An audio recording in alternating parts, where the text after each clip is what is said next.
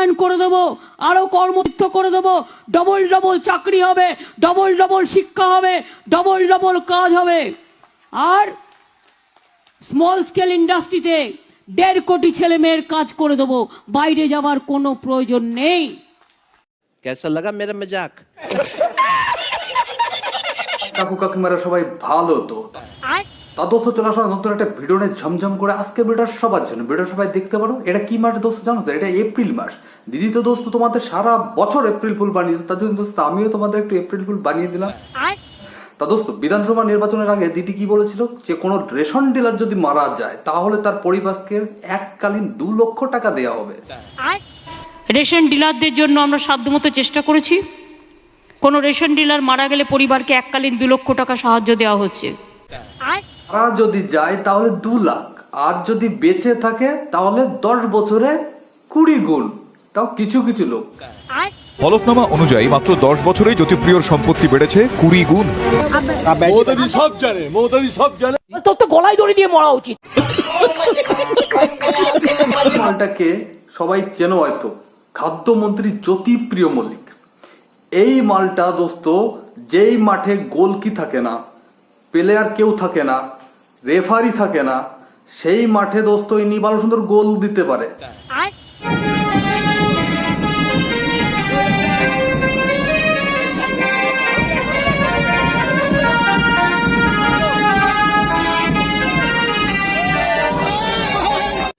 রুকো যারা, সবার করো।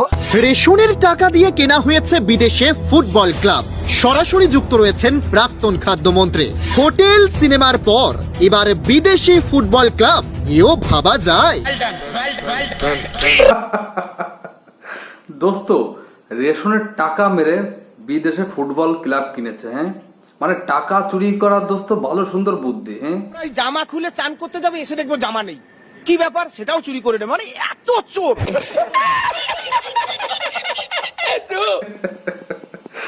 দোস্ত খাদ্যমন্ত্রী জ্যোতিপ্রিয় মল্লিক কি বলছে সেটা কি জানো?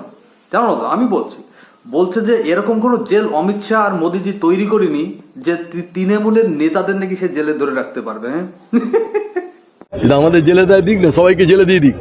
ওর যত লোককে যে বাংলায় তৃণমূলের যত কর্মী যে সবাই জেলে যাও, সবাই জেলে যেতে প্রস্তুত আছি। এরকম আছে জেল? এরকম পারবে নরেন্দ্র মোদী একটা জেল তৈরি করতে পারবে? অমিত শাহ পারবে?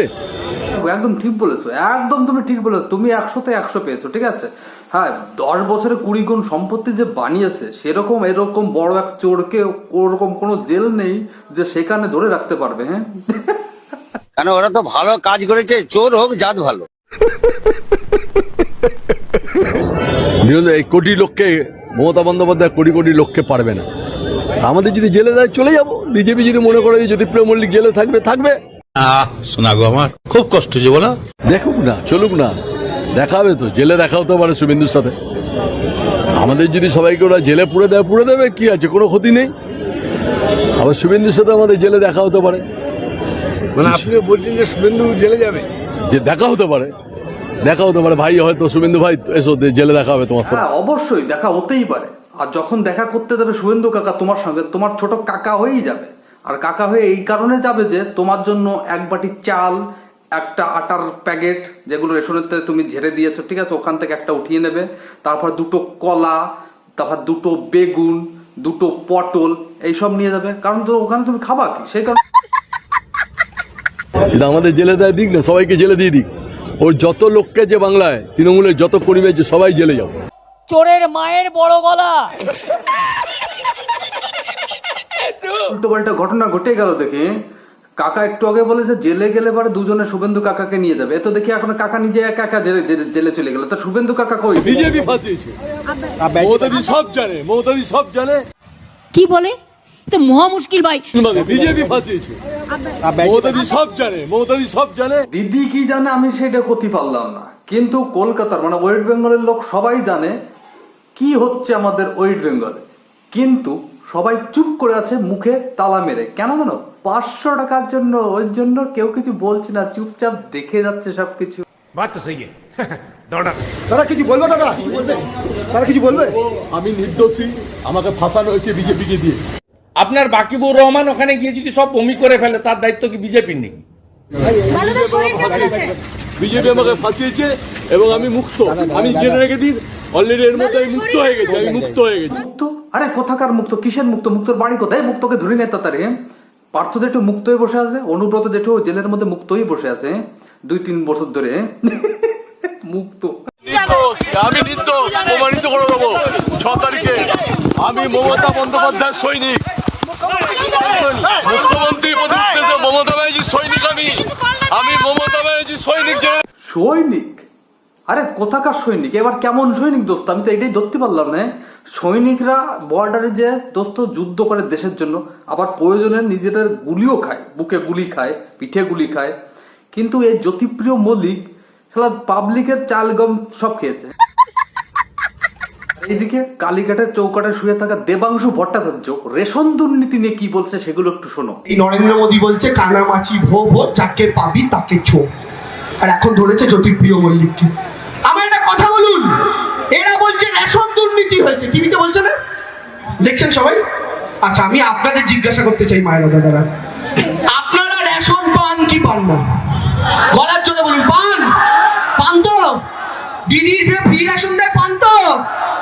তাহলে দুর্নীতি কিসের? তো করে প্রশ্ন একটা সবার কাছে, এই প্রশ্নটার উত্তর আমাকে কমেন্ট বক্সে সবাই দিয়ে যায় একটু। হ্যাঁ, এই দেবাংশু ভট্টাচার্য যেখানেই যায় সেখানে এরকম হেগে দেয়। এ কি কোনো শুকনো টুকনো খেয়ে কথাটা বলে নাকি দোস্ত? আমি তো ভালো ধরতে পারছি না। এ আবার কোন ধরনের লজিকের কথা বললো আমি তো এটাই বুঝলাম না।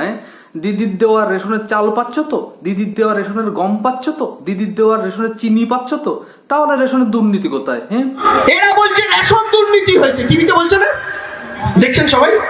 আচ্ছা, আমি আপনাদের জিজ্ঞাসা করতে চাই মায়েরা দাদারা, আপনারা রেশন পান কি পান না? গলার জোরে বলুন, পান? পান তো? দিদির ফ্রি রেশন দেয়, পান তো? তাহলে দুর্নীতি কিসের? ছোটবেলায় যে একদিন কি ফাটনা আমি খাইছিলাম দোস্ত জানো কি নিয়ে? ছোটবেলায় আমি একবার বলেছিলাম সারা তোকে দেখতে খারাপ, হ্যাঁ, তোর দিকে কেউ তাকায় টাকায় না। হ্যাঁ, তা আমাকে মাস্টার কি বলেছিল যে দেখতে খারাপ তাকে খারাপ বলতে নেই, ভালো বলতে হয়। মানে এরা যারা চুরি টুরি করছে দোস্ত, এদের চোর বলা যাবে না, এদের ডাইরেক্ট বলতে হবে কি আতঙ্কবাদী, তোলাবাজ। তাহলে না তো দেবাংশুর মতন, আমাদের দেবাংশু দাদার মতন অনেকে কষ্ট পাবে। মিথ্যেবাদী ছোট লোক একখানা, মিথ্যে কথা বলছি। সামনে এতগুলো বেলুন রাখা আছে, আর বিজেপি বলছে বেলুন চুরি, বেলুন চুরি। চোখের সামনে দেখতে পাচ্ছি বেলুন গুলো, বলে বেলুন চুরি হয়ে গেছে। আমার মা রেশনের চাল পাচ্ছে, আমার প্রতিবেশী কাকিমা রেশনের চাল পাচ্ছে, আমার মাসি রেশনের চাল পাচ্ছে, আমার পিসি রেশনের চাল পাচ্ছে, আমার মামি রেশনের চাল পাচ্ছে, আমার দিদা রেশনের চাল পাচ্ছে, আমার এই সামনে বসা মায়েরা রেশনের চাল পাচ্ছে, আর এরা বলছে চুরি চুরি চুরি। চুরিটা কি হলো?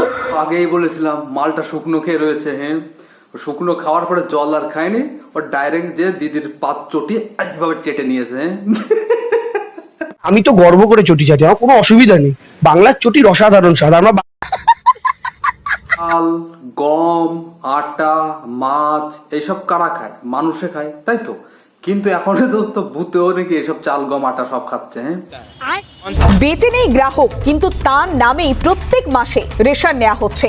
ভৌতিক কাণ্ড বাঁকুড়ায়। খাদ্য দপ্তরের রিপোর্টে এমন তথ্যই উঠে আসছে। উদ্বিগ্ন বাঁকুড়া খাদ্য দপ্তরের আধিকারিকরা। দপ্তর সূত্রে জানা গিয়েছে যে বাঁকুড়ায় মৃতের সংখ্যা, সেই সংখ্যা প্রায় 54,000। আমরা কেমন হলো দোস্ত? হ্যাঁ, 54,000 মরা ব্যক্তি নাকি রেশন পাচ্ছে। হ্যাঁ, নরেন্দ্র মোদীকে দেখি লেটার লিখতে হবে যে ওই গয়ায় যে মোটামুটি এই সব 54,000 লোকের নামে পিন্ডি দিতে, না হলে এছাড়া ভূত যাবে না দেখো ওয়েস্ট বেঙ্গলের থেকে। বিস্তারিত জানবো তার মুখ থেকে। দাদা, আপনার নাম? মাধব দাস। আচ্ছা, আপনার বাড়িতে কজন মেম্বার আছেন? 4 জন ছিল, একজন মারা গেছে, 3 জন আছে। আচ্ছা, আপনি রেশন এখন ঠিকঠাক পাচ্ছেন তো? হ্যাঁ, রেশন মোটামুটি এখন পাই। 4 জনের রেশনই পাচ্ছেন তো? হ্যাঁ, 4 জনের বলতে বাবারটা মারা গেছে, ওইটা রেশন তো পাচ্ছেন? হ্যাঁ, রেশনটা দিয়েছে। দিদি একবার বলেছিল যে মরে গেলে 2,000 টাকা করে দেবে, ভালো কথা। এখন সেই পাক্তি মরিয়েও গেছে, মরে যাওয়ার পরে এখন তার রেশন কি সে পাবে না? সে না হলে খাবে কি সেখানে? তার জন্য এখন রেশন পাচ্ছে। বেঁচে নেই গ্রাহক, কিন্তু তার নামেই প্রত্যেক মাসে রেশন নেওয়া হচ্ছে। ভৌতিক কাণ্ড বাঁকুড়ায়। ওরা ভূত নয়, ওরা হচ্ছে দেবাংশু দাদার তোলাবাজ পার্টির লোক। হ্যাঁ, আর এইদিকে জ্যোতিপ্রিয় মল্লিকের গার্লফ্রেন্ড নিয়ে আমাদের মদন কাকা কি বলছে সেটা আবার শোনো। বান্ধবী থাকাটা আমি আইনত বেআইনি কিনা তো আমি জানি না, কারণ আমার প্রচুর বান্ধবী আছে। মানে এমন বান্ধবী আছে যে যারা আমার সঙ্গে খেলা দেখতে এসে টিকিট না খেয়ে শুধু আইসক্রিম খায়, মানে খেলা না দেখে শুধু আইসক্রিম খায়। তার মানে কি হলো, আমি কি অন্যায় করেছি? ভারতবর্ষে অন্যায় নাকি এটা? মদন কাকা যেভাবে টলছে এরকম ভাবে, আমার যা মনে হয় কোনো বাংলা মালটাল খেয়ে আছে নাকি কে জানে। তা যারা রিপোর্টার লোক তোমাদেরকে বলছি, তোমরা একটু মোটামুটি ওদের ইন্টারভিউ নিতে গেলে মুখটুকে একটু গন্ধ পাতা শুকিয়ে নিও। নেশা করি কিনা আমি জানি না, একবার দেখতে হবে পুরো পাতা পাতা খাই কিনা। বান্ধবীদের ভোটটা নেবো আর বান্ধবীদের বন্ধুত্বটা নেবো না? বিশ্বাস হয় না? ওই মদন কাকা দেখো এরকম এরকম ভাবে টলছে, হ্যাঁ কারণ কি? কারণ ওই বাংলা মালটাল খেয়ে। আমি মনে করি বান্ধবী রাখাটা খুব ভালো, মন খুব ভালো থাকে। বাড়িতে বউয়ের সঙ্গে ঝগড়া হলে বান্ধবীরা সুন্দর করে সেই ঝগড়া জায়গাটা মেকআপ করে দেয়, কোনো চাপ নেই। এবার দোস্ত কথা বলবো বিনা লজিকে, কারণ ওই মদন কাকা বুড়ো বয়সে ভীমরতি চেটে গেছে মাথার মধ্যে। এইসব দেশটাকে মোটামুটি ঘুরিয়ে ফিরে জিলেপির প্যাচের মতন করে দিয়ে আবার নরেন্দ্র মোদীকে মাঝে মাঝে পক করে কথা বলে। হ্যাঁ লজ্জা লাগা দরকার, তা লাগবে না। হ্যাঁ আর এরকম বলছে বান্ধবী রাখা ভালো, এটা রাখা ভালো। আরে এইসব কথা শোনার পরে ইয়ং ছেলেপেলেরা মোটামুটি মাথার পরে ঘুরে ঘাড়ে একটা সমস্যার মধ্যে রয়েছে। এই জন্য সালা আমি এখন সিঙ্গেল হয়ে পড়ে রয়েছি। হ্যাঁ এই মদন কাকার কাছে 4-5টা গার্লফ্রেন্ড আছে, একটা যদি বলতাম দিয়ে দিতে তাও দিচ্ছে না। হ্যাঁ কি আর বলবো দোস্ত, সামনে চলো কন্টিনিউ করা যাক। বান্ধবীদের নিয়ে ঘুরুন ফিরুন, আইসক্রিম খাওয়ান। মাতাল একটা রেজিস্টার মাতাল, ওর বড় রেজিস্টার মাতাল, দিনে কি বলে রাত্রে জানে না, রাত্রে কি বলে। বুড়ো গড়া সলমে কাকু কাকুমারা, ভিডিওটা আমি এখানেই শেষ করলাম। আর ভিডিওটা ভালো লাগলে যাইছে তাই, ভালো লাগুক খারাপ লাগুক, লাইক কমেন্ট শেয়ার করে দিও জমজম করে। আর এই জানি ভিডিওটা দেখার পর অনেকের মনে কষ্ট দুঃখ সবকিছু জেগে উঠেছে। আর এই কষ্ট দুঃখ দূর করতে দোস্ত আর একটা ভিডিও দিচ্ছে, ওই ভিডিওটা দেখো। কিন্তু ভিডিওটা দেখার আগে কানের মধ্যে হেডফোনটা ঢুকিয়ে নিও, ঠিক আছে? আর ছোট ছোট ভাই বোন গুরুজন, তোমরা ভিডিওটা দেখো না, তোমরা ভিডিওটা থেকে 10 হাত দূরে চলে যাও, ঠিক আছে? তা দোস্ত ভিডিওটা দেখো, আবারও দোস্ত দেখা হবে নতুন কোনো ভিডিও নিয়ে 2-4-5 দিন পরে। ততদিন সবাই সবার খেয়াল রাখো। Okay bye. উঠেছে চাঁদের আলোতে কত বড় চোদা জুটেছে, ওই দেখো চাঁদ উঠেছে চাঁদের আলোতে, চাঁদের আলোতে, চাঁদের আলোতে কত বড় চোদা জুটেছে। তারা উল্লাসে নৃত্য করে, তারা ঢুকে গেছে তোমার ঘরে, তারা চাঁদের আলোয় তোমার ঘর মারে, চাঁদের আলোয়।